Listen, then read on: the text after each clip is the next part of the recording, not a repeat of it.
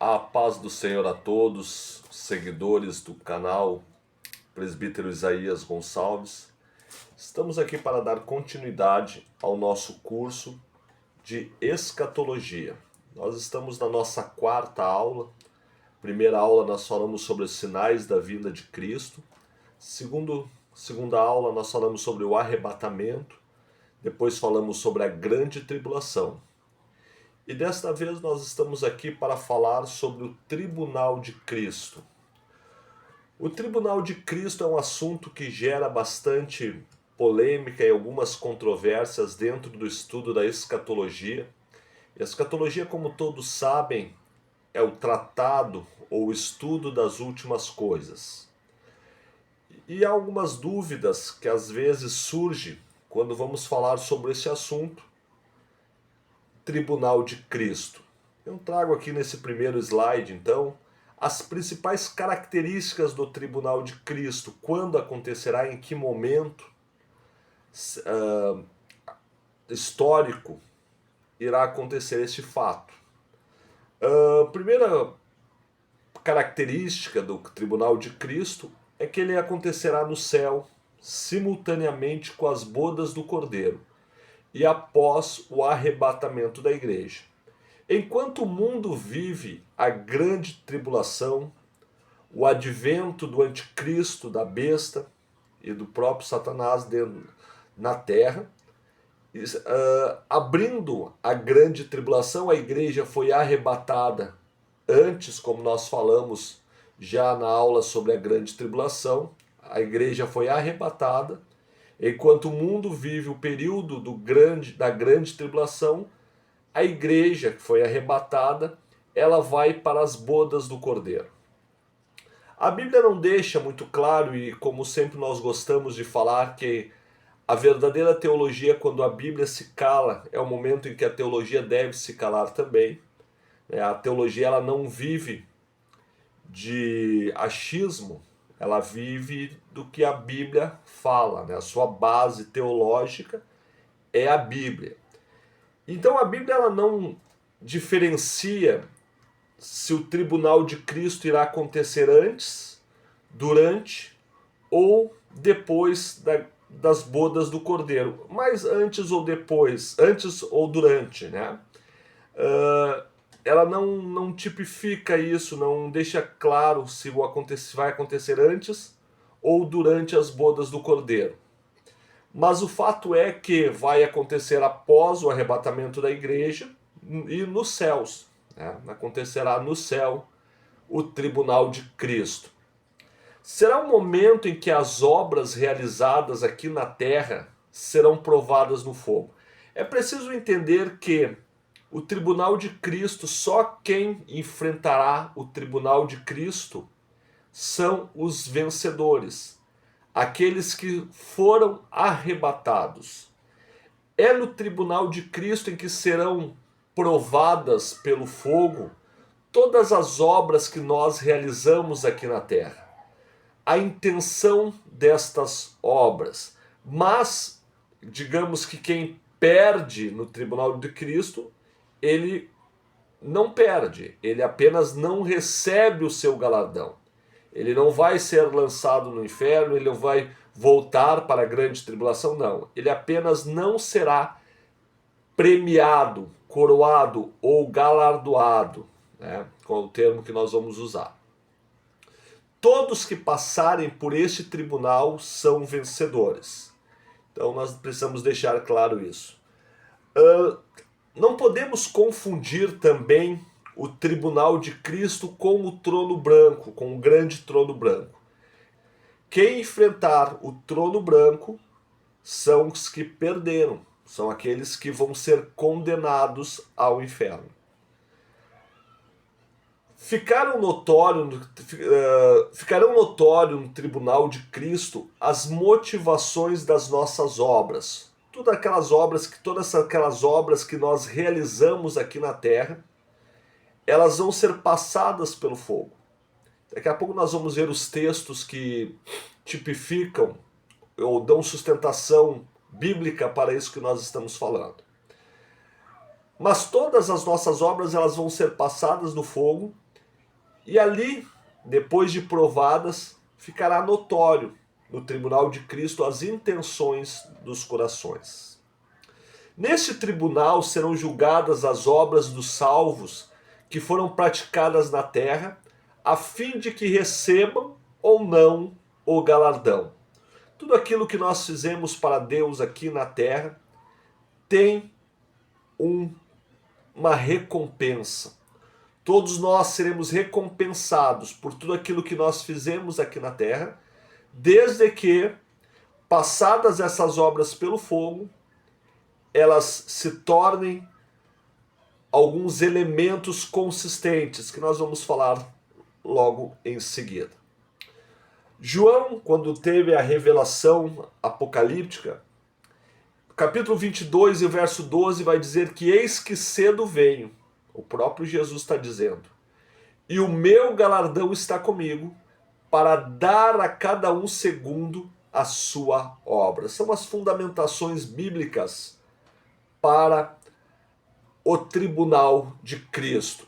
Seguindo adiante, Paulo escrevendo a segunda carta aos Coríntios, capítulo 5 e o verso 10, e é preciso nós dizermos isso, né? João recebe esta revelação no livro de Apocalipse, e Paulo ele recebeu também uma revelação. Paulo, numa das cartas, ele revela que ele foi arrebatado ao terceiro céu e viu muitas coisas.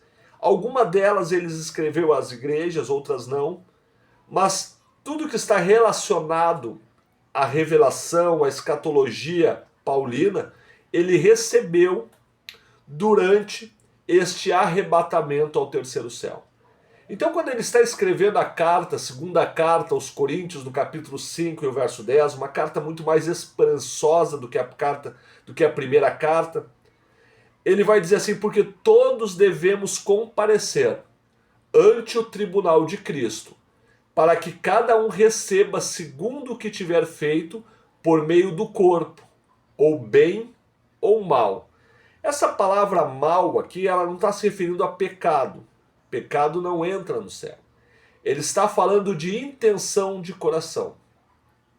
Por isso que ele usa essa expressão, tanto bem como mal, mas ele está dizendo lá atrás que todos devemos comparecer ante o tribunal de Cristo. Paulo, escrevendo a mesma igreja, a igreja de Corinto, já na primeira carta, ele traz um texto áureo sobre o assunto tribunal de Cristo, que é o que baseia, é o que dá base, dá fundamentação a esse assunto escatológico, tribunal de Cristo. Quando ele fala ali na primeira carta, no capítulo 3, o verso 12 a 15, ele diz assim: e se alguém sobre este fundamento formar um edifício, e aí ele vai citar 6 elementos: edifício de ouro, prata, pedras preciosas, madeira, feno e palha. A obra de cada um se manifestará. Na verdade, o dia a declarará, porque pelo fogo será descoberta, e o fogo provará qual seja a obra de cada um. Se a obra de alguém, ou melhor, se a obra que alguém edificou nessa parte permanecer, este receberá galardão. E se a obra de alguém se queimar, sofrerá detrimento, mas o tal será salvo, todavia como pelo fogo. Paulo está dizendo aqui que as nossas obras elas serão tipificadas de 6 maneiras. O resultado delas, depois de passadas pelo fogo, elas vão se tornar em algum desses 6 elementos. Aquelas obras que foram edificadas e que receberão galardão, os 3 primeiros elementos: ouro, prata e pedras preciosas. Já as obras que se queimarem e que sofrerem detrimento, elas são a madeira, o feno e a palha, que não resistem ao fogo. Mas Paulo no final ainda diz: mas o tal que tiver as suas obras rejeitadas ou reprovadas será salvo. O tribunal de Cristo, ele não determina salvação, ele determina galardão, prêmio, coroa pelas obras realizadas. E aqui nós temos os 6 elementos e nós vamos falar rapidamente sobre cada um deles. E através da tipologia, tanto do Antigo como do Novo Testamento, nós vamos conseguir entender qual a diferença dessas obras. Qual a diferença desses elementos em que a minha e a tua obra se transformará depois de passada pelo fogo. Lembre que passado pelo fogo, saberemos qual foi as intenções destas obras. Ouro, prata, pedras preciosas, madeira, feno e palha. Esses 6 elementos que serão o resultado das obras passadas pelo fogo. O primeiro dos elementos, ouro. Essa palavra vem do grego zahav. Ouro na tipologia bíblica fala de divindade, ou relacionamento, ou relacionado ao Deus Pai. Aquilo que procede de Deus, as coisas divinas. Sempre que a Bíblia falou em ouro, ela fala em ouro, ela está tipificando as coisas relacionadas a Deus. Nós podemos observar quando Deus pede para que Moisés construa os itens do tabernáculo, Êxodo capítulo 25, 26, Deus sempre vai pedir o ouro, porque o ouro ele simboliza a divindade. Lembra que quando Deus pede para que Moisés construa a arca, e a arca é a representação de Deus dentro do povo, ele pede para Moisés construa a arca de madeira de acácia, mas depois betuma ela com ouro por dentro e por fora, que é o símbolo da presença e da glória de Deus. Jó capítulo 22, 23 a 25 vai dizer que os amigos de Jó dizendo, se você se arrepender e voltar para o Todo-Poderoso, ele devolverá tudo que você perdeu. Se afastar a tua tenda a injustiça e todo o ouro que não tiver mais valor para você, e se for como pó e as pedrinhas de ribeirão, então o Todo-Poderoso será o seu ouro. Apocalipse capítulo 13, verso 18 vai dizer, aconselho-te o que de mim compres ouro provado no fogo. É a tipologia divina do Deus Pai, da glória do Deus Pai. Êxodo capítulo 25, 10 a 11, eu já falei sobre isso, mas só para a gente trazer uma fundamentação bíblica, vai dizer que também fará uma arca de madeira de acácia, e o seu comprimento, 2 côvados e meio, e a sua largura, 1 côvado e meio, e a sua altura também, 1 côvado e meio. E aí ele vai dizer, e cobri-la de ouro puro, por dentro e por fora. É a presença de Deus tipificada como ouro. E como eu posso entender aquela obra que alguém faz no dia do tribunal, quando passar pelo fogo, se transformar em ouro? São as obras que são realizadas para a glória de Deus. Tudo aquilo que nós fazemos com a intenção de glorificar a Deus são obras de ouro. São obras que nós realizamos não se preocupando com outras coisas, mas para glorificar a Deus. Quando nós pregamos para a glória de Deus, quando nós cantamos para a glória de Deus, quando nós servimos para a glória de Deus, são obras realizadas e que, passando pelo fogo, serão galardoadas como ouro. Este é o primeiro elemento, o ouro. O segundo elemento é a prata. Do grego kesef, prata na tipologia bíblica fala da redenção, da obra salvífica realizada por Cristo na cruz. Quando o povo de Israel no deserto, eles cometiam algum erro, algum pecado, o que os redimia, o resgate pago, eram os ciclos de prata. Prata fala da redenção. Se nós olharmos para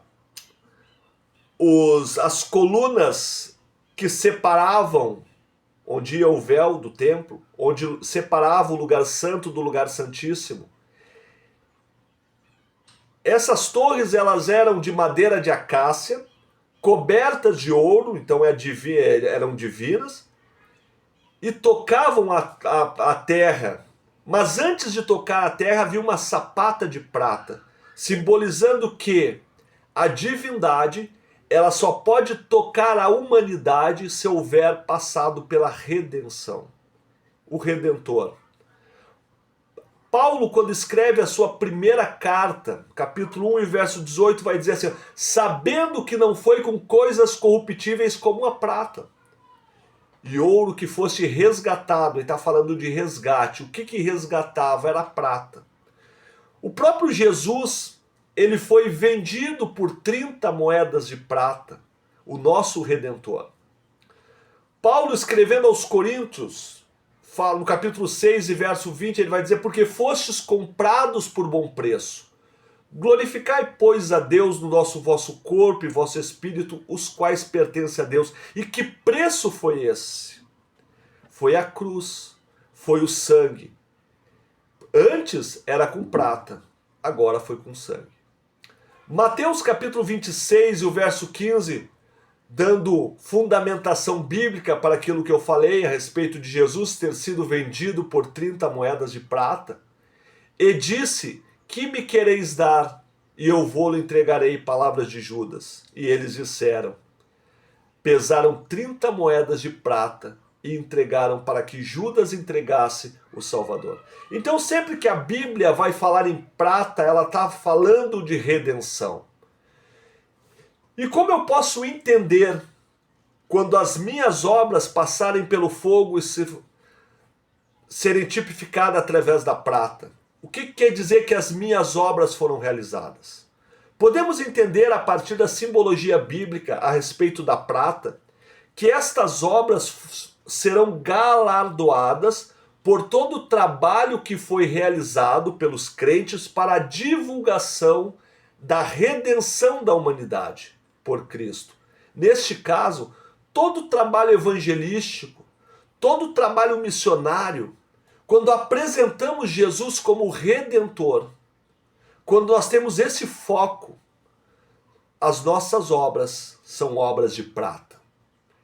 Obras relacionadas à pessoa de Jesus Cristo, obras relacionadas à redenção da humanidade. São obras de prata.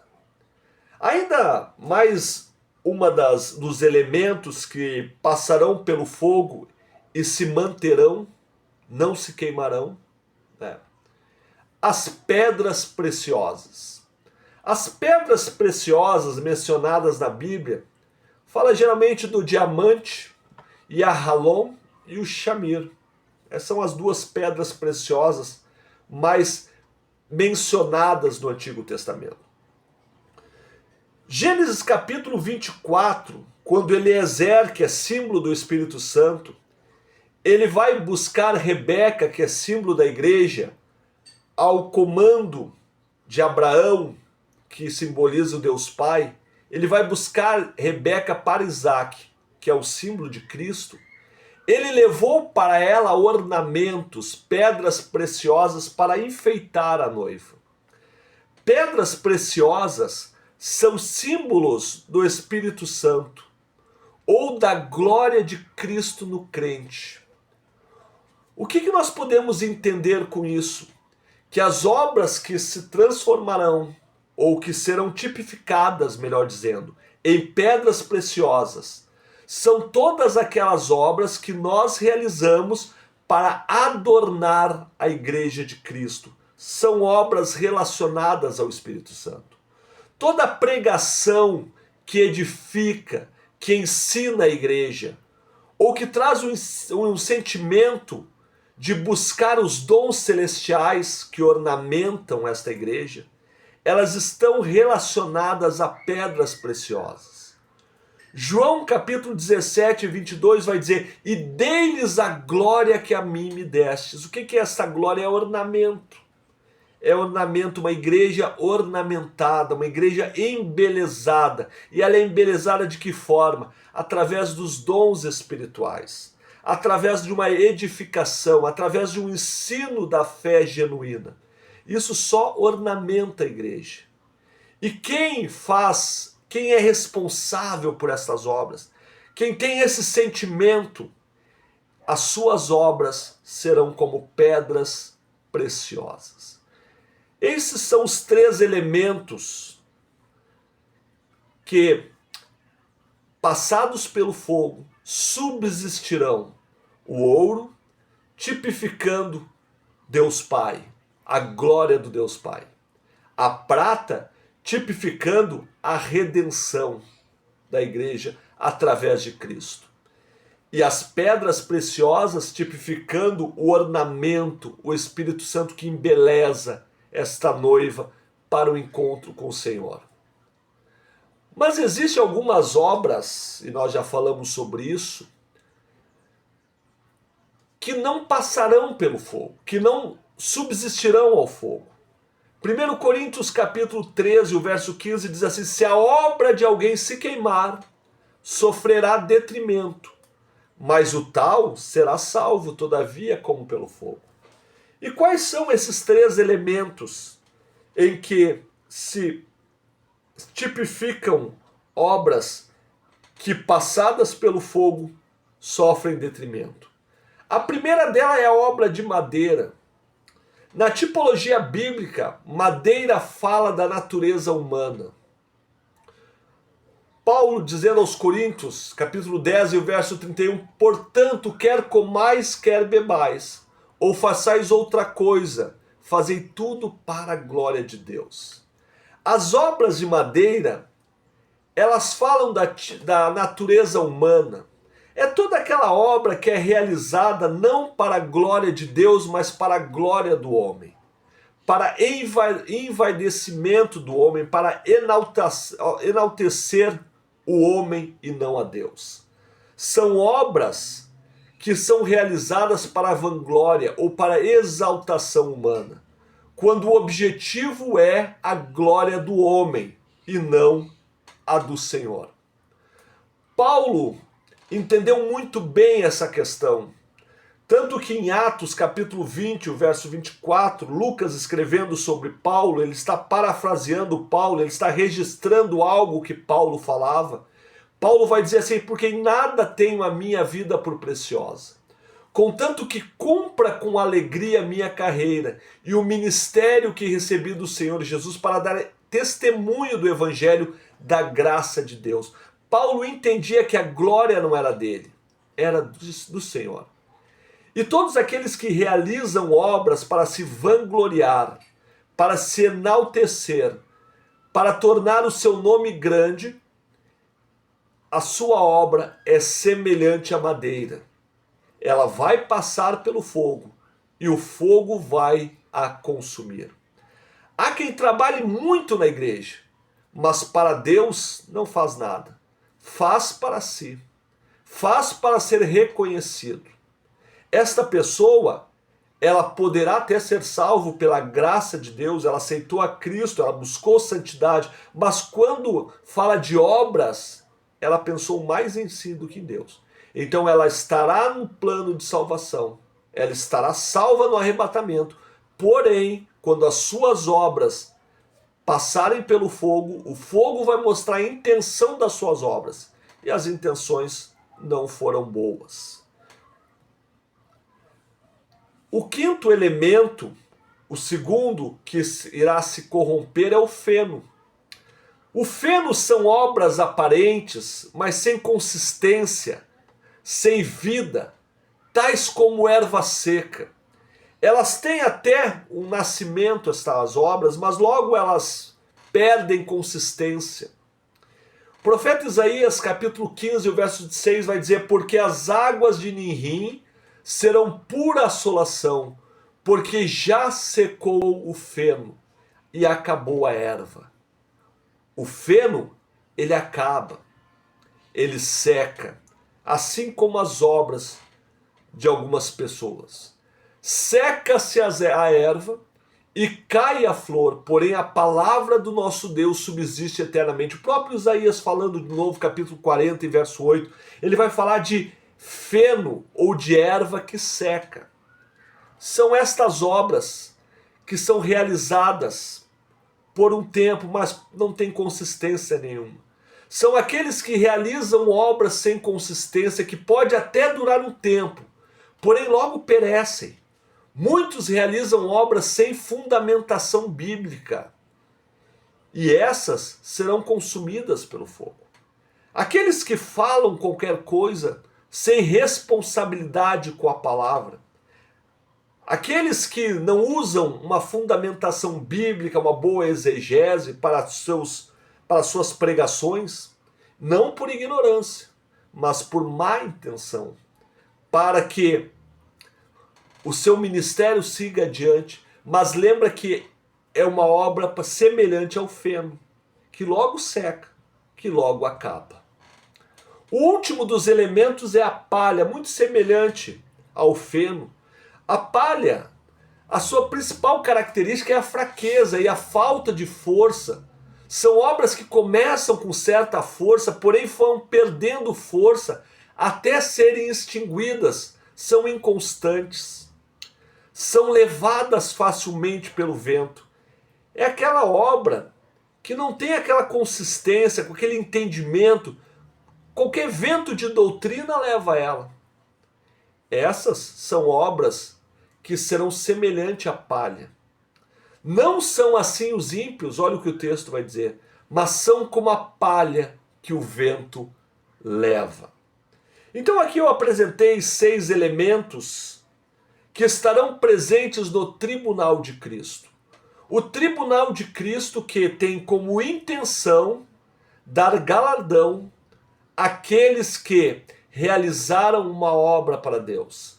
São prêmios, lauréis a que o crente faz jus, pois desempenhou bem a função para a qual foi vocacionado no reino de Deus. Todos nós temos uma vocação, todos nós temos um ministério.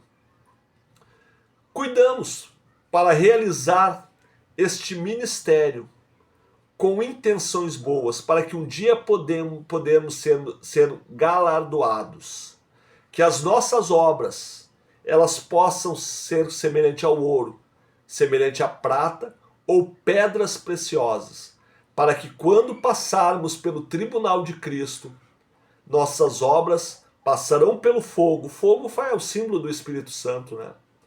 Passarem pelo fogo e serem aprovadas. Agradeço você que ficou até aqui na nossa aula sobre o tribunal de Cristo. Alguma dúvida, pode colocar nos comentários ali, responderemos nas próximas aulas. E logo nós teremos a nossa quinta aula. A nossa quinta aula nós vamos falar sobre a segunda vinda de Cristo. Enquanto os arrebatados estão nas bodas do Cordeiro e no tribunal de Cristo, aqueles que não foram arrebatados estão na grande tribulação. Mas Jesus virá por uma segunda vez. É o tema da nossa próxima aula. Deus abençoe a todos. Peço que se inscreva no canal, assine, ative o sininho, para que quando entre as próximas aulas seja avisado e não perca nenhum detalhe das nossas aulas escatológicas. Deus os abençoe.